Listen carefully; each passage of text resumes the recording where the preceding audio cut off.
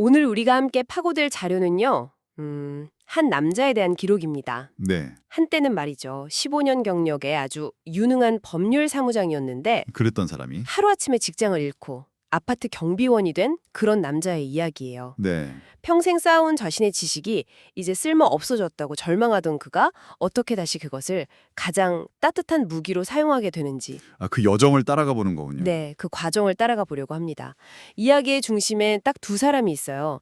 전직 사무장이자 현직 경비원인 주인공, 그리고 그가 일하는 아파트 상가에서 작은 식당을 하는 젊은 여성 달렛 씨입니다. 이 자료가 참 흥미로운 게 우리가 흔히 생각하는 지식의 가치에 대해 정면으로 질문을 던지기 때문이에요. 그렇죠. 우리는 보통 지식을 더 나은 직업, 더 많은 돈, 더 높은 사회적 지위를 얻기 위한 도구로 생각하잖아요. 맞아요. 그런데 이 이야기는 그 모든 게 사라졌을 때 지식의 본질적인 가치가 오히려 더 선명하게 드러난다고 말하고 있거든요. 특히 법이라는 아주 차갑고 논리적인 도구가 사람의 온기와 만났을 때 어떤, 뭐랄까, 폭발적인 힘을 내는지 그 과정을 아주 생생하게 보여주죠. 좋습니다.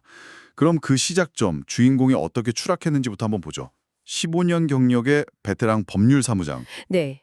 이건 그냥 서류 작업만 하는 사람이 아니었어요. 의료인들 하소연 밤새 들어주고 변호사가 놓친 판례까지 찾아내서 재판을 뒤집는 그야말로 해결사 같은 존재였죠. 그렇죠. 자기 일에 대한 자부심이 이제 엄청 났을 겁니다. 그런데 40 후반에 법무법인이 합병되면서 하루아침에 길거리로 내몰린 거예요. 당장 먹고 살아야 하니까 그가 갈 수 있었던 곳이 낡은 아파트 경비실이었던 거고요. 양복 대신 낡은 회색 점퍼를, 법전 대신 야광봉을 둔 순간 세상이 그를 대하는 태도가 완전히 달라집니다. 정말 180도 달라지죠. 어제까지 사무장님 소리를 듣다가 오늘은 아저씨 분리수거 똑바로 안 해요 같은 핀잔을 듣게 되니까요. 입주민들은 그를 투명인간 취급하거나 거의 하인처럼 대합니다. 이 자료를 보면 모멸감이 뼛속까지 스며들었다고 표현하는데 그 심정이 어땠을지 참. 그 심리적인 충격이 핵심입니다. 이게 단순히 직업이 바뀐 게 아니에요. 15년간 쌓아온 전문직으로서의 정체성이 완전히 삭제되는 경험인 거죠. 정체성이요? 네, 법률 전문가라는 정체성 위에 아파트 경비원이라는 사회적 낙인이 덮어 씌워지는 순간 그 사람이 과거에 어떤 사람이었는지는 아무도 궁금해하지 않아요. 이게 뭐랄까 우리 사회의 좀 씁쓸한 단면이죠. 그런 차가운 현실 속에서 유일하게 온기를 건넨 사람이 바로 달렛 씨였어요. 네, 달렛 씨. 늦은 밤에 퇴근하면서 샌드위치나 죽 같은 걸 건네주던 그냥 그런 작은 친절을 베풀던 사이였죠. 그런데 결정적인 사건이 하나 터져요. 어떤 사건이죠? 벤츠를 탄 입주민이 자기가 개똥을 밟았다면서 주인공에게 막 쌍욕을 퍼붓는 겁니다. 경비가 눈 있으면 돌아다니면서 개똥이나 치워야지 이러면서요. 전형적인 갑질이죠. 경비원의 업무 범위도 아닐 뿐더러 상식적으로도 말이 안 되는 상황이고요. 바로 그때 달렛 씨가 끼어들어요. 이분이 아주만의 하인이에요? 보안 업무 하시고 단지 관리하시는 분이지 개똥 치우는 분 아니라고요. 떨리는 목소리였지만 물러서지 않고 주인공 편을 들어주죠. 이 작은 저항이 주인공에게는 정말 거대한 울림으로 다가왔을 것 같아요. 그럼요. 자존감이 완전히 바닥난 상태에서 누군가 나를 존중받아야 할 한 명의 인간으로 대해준 거잖아요. 이 작은 연대의 순간이 없었다면 아마 뒤에 이어질 모든 이야기는 시작조차 못했을 겁니다. 모든 것의 출발점이었죠. 이 일이 있고 얼마 뒤 이번엔 달렛 씨에게 위기가 찾아옵니다. 여기서부터 이야기가 본격적으로 움직이기 시작하는데요. 어머니가 암투병 중이라 당장 병원비가 급한 상황이었어요. 아이고. 그런데 하필이면 위조된 모바일 신분증에 속아서 미성년자에게 술을 팔았고 경찰 단속에 걸린 거죠. 자영업자들에겐 정말 최악의 시나리오네요. 네, 결국 영업정지 2개월 처분에 갖게 됩니다. 당장 어머니 수술비도 없는데 가게 문까지 닫아야 할 상황이니 완전히 절망에 빠진 거죠. 변호사를 선임할 돈은 당연히 없고요. 잠깐만요. 2개월 영업정지요? 이게 일반인들이 듣기엔 2달만 참으면 되지 싶을 수도 있는데 이게 왜 자영업자에게 거의 사형 선고나 다름없는지 좀 짚어볼 필요가 있어요. 그렇죠. 2달간 수입은 제로인데 임대료, 관리비는 계속 나가죠. 근데 더 무서운 건 단골 손님들이에요. 2달이면 다른 가게에 정착해버려요. 사실상 가게 기반이 통째로 무너지는 겁니다. 바로 그 지점에서 주인공이 드디어 자신의 과거를 꺼내놓습니다. 나 사실 법률사무소에서 오래 일했어요. 돈은 필요 없어요. 그때 제 편 들어주셨잖아요. 이번엔 제가 도와드릴게요. 와, 이 대사를 읽는데 소름이 돋더라고요. 버려졌다고 생각했던 자신의 과거가 누군가를 구할 기회가 된 거잖아요. 그리고 그날부터 경비실이 그의 야전 사령부가 되죠. 순찰 도는 틈틈이 스마트폰으로 판례를 검색하고 밤을 새워가며 서류를 작성합니다. 자료를 보면 피로 누적으로 코피까지 쏟았다고 해요. 네. 근데 여기서 중요한 건 그가 단순히 법률 지식만 동원한 게 아니라는 점이에요. 맞아요. CCTV 영상을 몇 번이고 돌려보면서 달래 씨가 신분증을 아주 꼼꼼하게 확인하는 장면을 캡처해서 증거로 제출해요. 아, 그런 디테일. 그리고 어머니의 투병 사실, 이 가게가 유일한 생계 수단이라는 점을 절절하게 담은 탄원서까지 직접 작성해서 첨부하죠. 이건 지식의 영역이 아니라 공감의 영역이거든요. 정확합니다. 어떻게든 이 사람을 구제해야 한다는 그 진심이 없으면 나올 수 없는 디테일이죠. 법은 차가운 조문이지만 그 법을 움직이는 건 결국 사람의 마음이라는 걸 보여주는 대목입니다. 결과는요? 완벽한 승리였습니다. 먼저 집행정지 신청이 인용돼서 가게 문을 닫는 최악의 상황은 피했고, 한 달 뒤에는 영업정지 2개월, 처분 취소라는 최종 통지서를 받게 됩니다. 와, 처분 취소. 영업정지가 아예 없던 일이 된 거예요. 주인공은 이때 이렇게 생각했다고 합니다. 내 지식이 더는 밥을 먹여주지 않는다고 원망했는데 그 지식이 한 사람의 무너지는 삶을 지탱하는 가장 따뜻한 무기가 되었다고요. 첫 번째 싸움에서 멋지게 이겼네요. 하지만 이게 끝이 아니었을 것 같은데요. 네, 시련은 연달아 오더라고요. 관공서를 상대로 한 싸움은 이겼지만 이제 더 어렵고 지저분한 상대들이 나타납니다. 누구죠? 달래 씨 어머니가 결국 돌아가셨는데 이번엔 오빠들이 상속 재산을 한 푼도 못 주겠다며 변호사를 통해 내용 증명을 보내한 겁니다. 가족 간의 분쟁이라. 이게 법적으로는 더 복잡하고 감정적으로는 훨씬 힘든 싸움이죠. 그렇죠. 동생이 어머니 병간호하느라 고생한 건 생각도 안 하고 돈부터 챙기려는 거죠. 겁에 질린 달래 씨를 위해 주인공은 쉬는 날 양복까지 꺼내 입고 서초동 변호사 사무실에 함께 가줍니다. 아, 같이 가주는군요. 네. 그런데 거기서 만난 대표 변호사의 태도가 정말 기가 막혀요. 아, 그거요. 제가 직접 쓴 거 아니고 우리 여직원이 명의 도용해서 개인적으로 돈 받고 써준 겁니다. 라면서 발뺌을 하는 거예요. 잠깐만요. 그게 말이 되나요? 변호사가 자기 사무실 이름으로 나간 서류를 직원이 멋대로 한 거라고요? 저도 그 부분을 읽으면서 똑같은 생각을 했어요. 일반인 같았으면 아, 그런가 보다 하고 그냥 돌아섰을지도 모르죠. 법률적으로는 완벽한 거짓말입니다.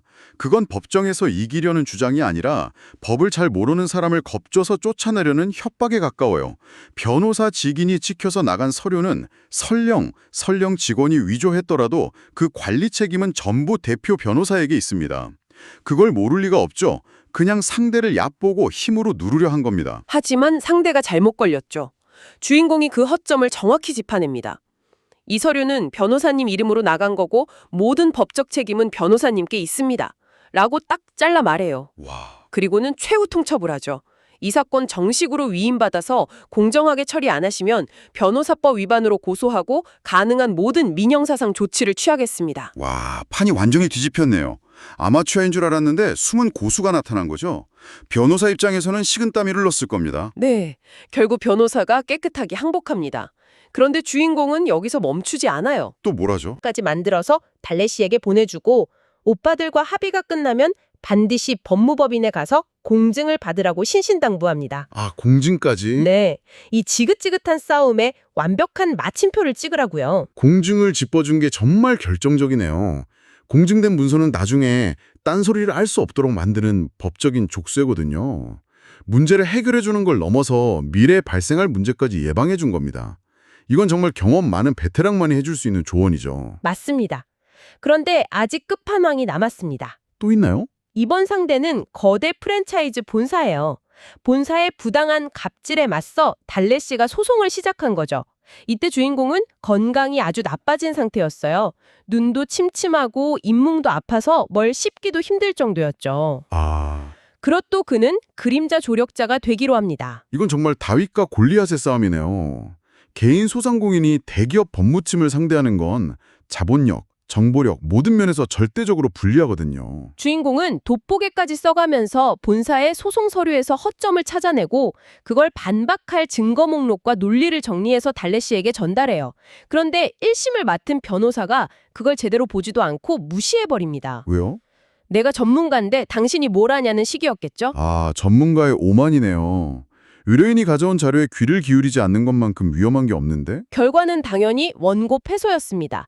한 사람의 인생이 걸린 재판인데 변호사의 오만이 모든 걸 망친 거죠. 허탈했겠네요, 정말. 하지만 주인공은 포기하지 않아요. 마지막 힘을 쥐어짜서 아는 변호사에게 연락하 자신이 정리한 자료를 검토해달라고 부탁합니다. 그 자료를 본 다른 변호사의 반응이 궁금한데요.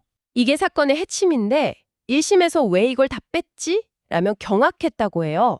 세상에. 그리고 직접 달래 씨의 변호사를 찾아가 설득해서 항소심에서는 주인공의 전략을 전면적으로 받아들입니다.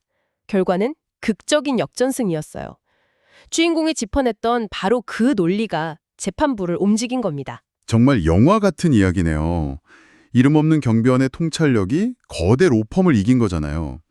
그의 지식이 법정에서 제대로 빛을 발한 순간인데, 근데 이 승리에는 대가가 있었을 것 같아요. 너무나 큰 대가였죠. 승소 소식이 들려오기 며칠 전 주인공은 밤샘 작업과 과로가 겹쳐 집에서 쓰러지고 맙니다. 아이고. 무단결근했다는 이유로 경비실장에게서 해고 통보를 받아요. 부당해고라는 걸 알지만 더 이상 싸울 힘도 의미도 없다고 느끼고 그냥 사직서에 도장을 찍어요. 모든 걸 바쳐서 다른 사람을 구했지만 정작 자기 자신은 가장 취약한 곳으로 내몰린 거네요. 심지어 달래 씨에게 부담 주기 싫어서 해고 사실도 숨겼다고요. 그 마음의 깊이가 참 먹먹하게 하네요. 네. 그렇게 모든 걸 잃은 채로 이야기는 마지막을 향해 갑니다. 실직 후 주인공은 도서관에서 헌법책을 읽으며 시간을 보내요. 통장 잔고는 바닥을 드러내고 온갖 요금독촉 문자가 날아오는 비참한 현실 속에서요. 그때 수소문 끝에 달래 씨가 그를 찾아옵니다. 그리고 따뜻한 저녁을 대접하며 이렇게 말해요. 그 거친 시간 속에서 길을 잃지 않게 해주셔서, 내일의 희망을 가질 수 있게 해주셔서 정말 고마워요. 그 한마디가 주인공에게는 모든 법정에서의 승리보다 더 큰 의미였을 것 같아요. 정확합니다. 주인공은 그 말을 듣는 순간 지난 15년의 세월이 헛되지 않았음을, 자신의 지식이 누군가를 절망의 늪에서 건져 올리는 튼튼한 밧줄이 되었음을 비로소 확인하게 됩니다. 결국 이 이야기의 핵심은 법의 승리가 아니라 인간적인 승리인 것 같아요. 사회적 지위, 돈, 명예 같은 건 다 사라졌지만 진심 어린 고맙다는 말 한마디가 무너진 한 인간의 존엄성을 다시 일으켜 세운 거잖아요. 맞아요. 이게 바로 연대의 힘이죠. 네. 이야기의 마지막 장면이 특히 인상 깊은데요. 두 사람이 남산에 올라 대화를 나눕니다. 달래치가 시의 한 구절을 읊어요. 대지에게 따뜻한 이불 한 채 덮어주기 위함이라지요. 그러자 주인공이 이렇게 화답합니다. 그 비워낸 자리마다 희망이 날아와 앉는 것이겠지요. 그러면서 희망을 가장 여린 가지 위에 몰래와 앉은 아주 작은 날개 달린 것에 비유해요. 그리고 흔들림에 대한 깨달음을 얻죠. 흔들리지 않고 피는 꽃이 어디 있으랴. 흔들리는 것은 살아있는 것들만이 할 수 있는 가장 뜨거운 생의 몸짓. 자신의 위태롭고 흔들리는 삶 자체가 죽어있는 게 아니라 치열하게 살아있다는 증거임을 깨닫고 마침내 평온을 얻는 장면은 정말 깊은 울림을 줍니다. 네. 주인공은 직장도 건강도 잃었지만 그보다 더 소중한 걸 얻었죠. 자신의 존재 가치에 대한 확신, 그리고 사람에게서 받은 따뜻한 위로.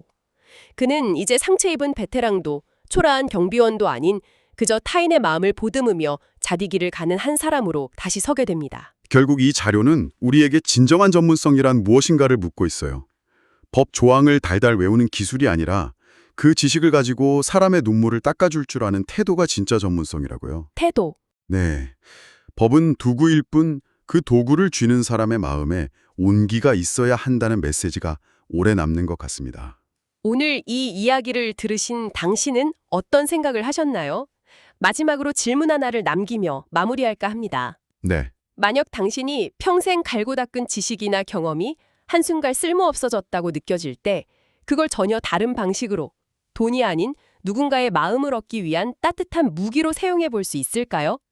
당신의 서재에 꽂힌 법전은 지금 누구를 위해 쓰일 준비를 하고 있나요?